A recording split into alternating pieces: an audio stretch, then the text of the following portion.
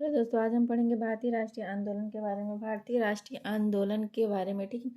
ठीक, तो पहला इससे पहले जितने भी मतलब आंदोलन हुए थे उसको हम लोग पढ़ चुके हैं। अब हम लोग पढ़ेंगे 10वें आंदोलन से, मतलब 1918 के बाद के जितने आंदोलन हुए थे उसको हम लोग पढ़ेंगे, ठीक।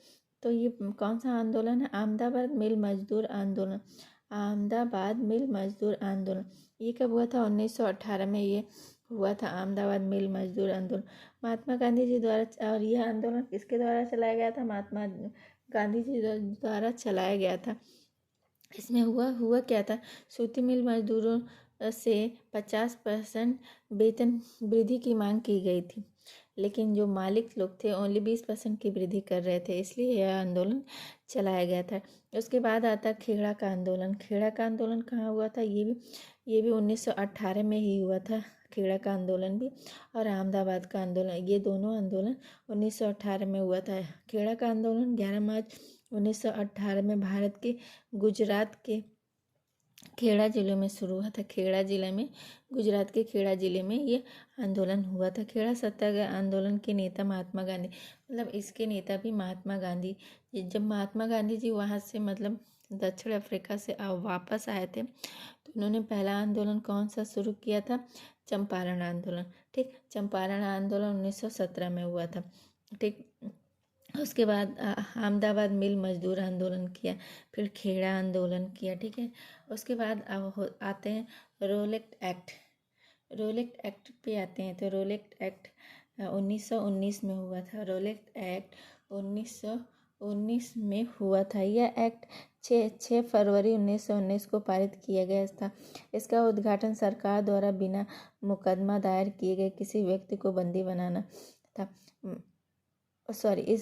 इसका उद्देश्य सरकार द्वारा बिना मुकदमा दायर किए किसी भी व्यक्ति को बंदी बनाना। मतलब इसमें ये था कि सरकार किसी भी व्यक्ति पे मुकदमा नहीं दायर करती थी, बिना मुकदमा किए ही उसे किसी भी बेस पे उसे ले जाकर जेल में बंद कर देती थी, ठीक।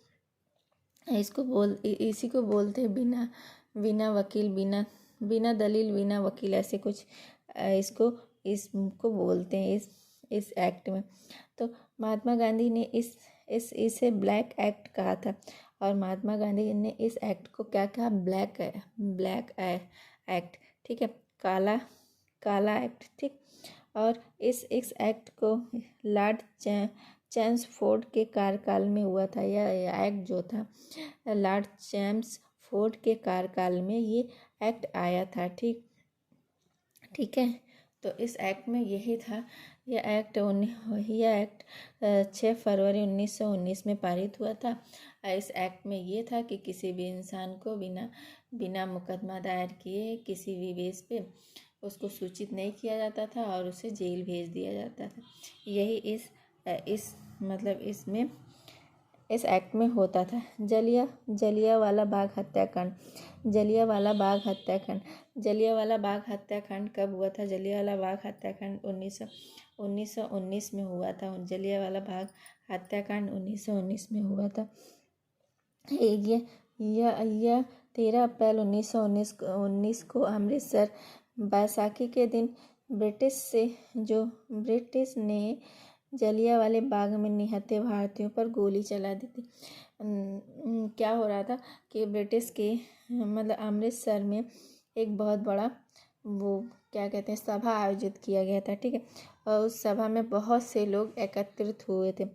तो फिर इसमें जो जनरल डायर ने वहाँ मौजूद सभी निहत्थे लोगों पर गोलियां चला दी, अंधाधुंध गोलियां चला दी थी, जिससे बहुत से लोग मारे गए थे, ठीक।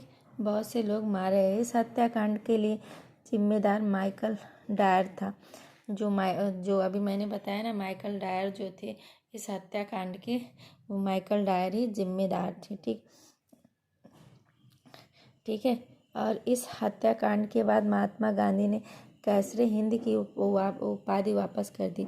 इस हत्याकांड के बाद कैसरे हिंद की जो उपाधि गांधी जी को मिली थी उसको उन्होंने वापस कर दी, और रविन्द्रनाथ टैगोर ने अपना नाइटहुड सम्मान वापस कर दिया, और रविन्द्रनाथ टैगोर ने अपना नाइटहुड सम्मान को भी वापस कर दिया। अब देखते हैं आगे के आंदोलन को भी देखते हैं। इसके बाद फिर होता है खिलाफत आंदोलन। खिलाफत आंदोलन 1919 से लेके 1922 तक चला था। खिलाफत आंदोलन 1919 से लेके 1922 तक चला था। खिलाफत आंदोलन की शुरुआत मौलाना मोहम्मद अली और मौलाना शौकत अली ने की थी। जो मौलाना मोहम्मद अली थे और मोहम्मद शौकत अली थे, इन्होंने खिलाफत आंदोलन की शुरुआत की थी। ठीक है, तो एग्ज़ाम में आता है खिलाफत आंदोलन की शुरुआत करने वाले कौन थे। ऑप्शन में मोहम्मद अली, मौलाना मोहम्मद अली और मौलाना शौकत अली ऐसे दे देता है, टिक करना रहता है।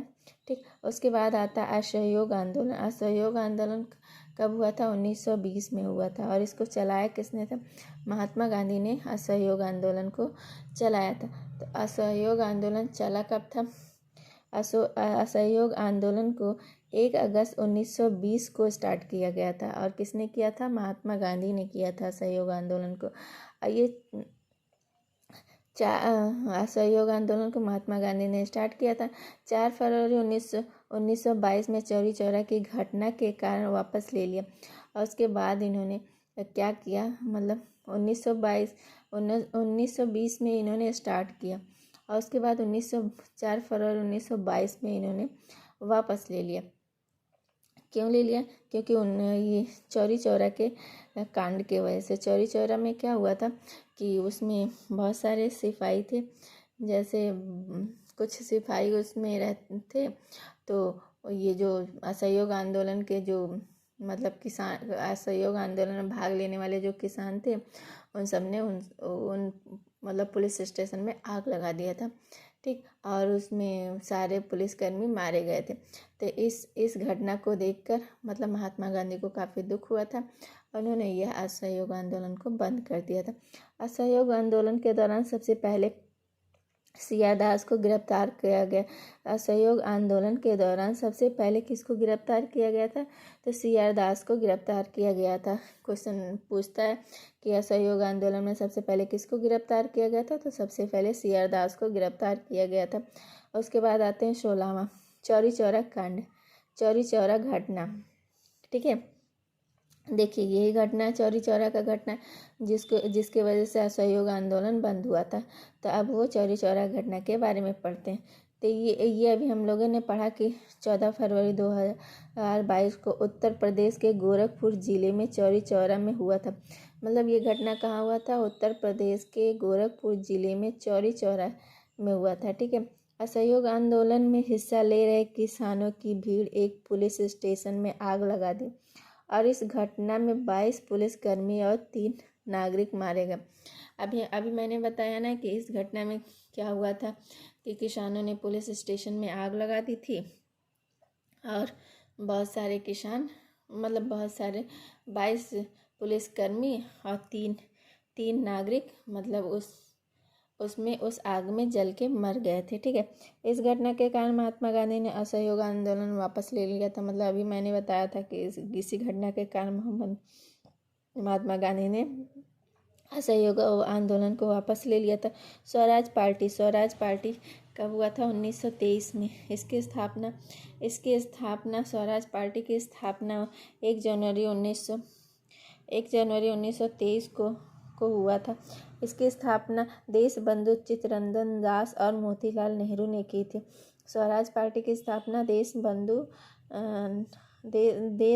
चित्तरंजन दास और मोतीलाल नेहरू ने की थी। स्वराज पार्टी का प्रथम अधिवेशन इलाहाबाद में हुआ था। स्वराज पार्टी का प्रथम अधिवेशन इलाहाबाद में हुआ था। ठीक है, तो ऐसे छोटी छोटी बातों को पढ़ेंगे, याद करेंगे, आगे बढ़ेंगे। Thank you. मेरी वीडियो कैसी लगी प्लीज़ कमेंट करके बताएं। मेरी वीडियो को लाइक कीजिए, शेयर कीजिए, सब्सक्राइब कीजिए। Thank you.